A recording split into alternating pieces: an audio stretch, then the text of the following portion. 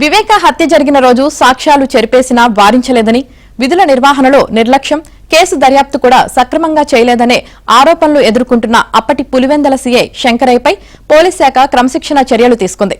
శంకరయ్యను service నుంచి dismiss చేస్తూ Kurnool range DIG కోయ ప్రవీణ్ ఉత్తర్వులు జారీ చేశారు.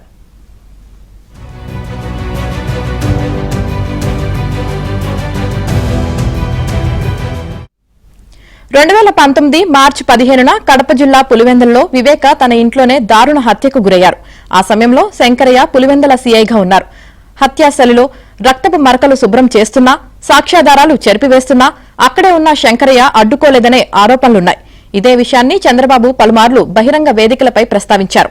ఈ వ్యాఖ్యలు తన ప్రతిష్టకు భంగం కలిగించాయంటూ శంకరయ్య సెప్టెంబర్ 18న సీఎం చంద్రబాబుకు లీగల్ నోటీసులు పంపడం, 15 రోజుల్లోగా బహిరంగ క్షమాపణ చెప్పకపోతే కోర్టులో పరువు నష్టం దావా వేస్తామని హెచ్చరించారు. ఓ సీఐ స్థాయి అధికారి ఏకంగా ముఖ్యమంత్రికి లీగల్ నోటీసులు ఇవ్వడం చర్చనీయాంశమైంది.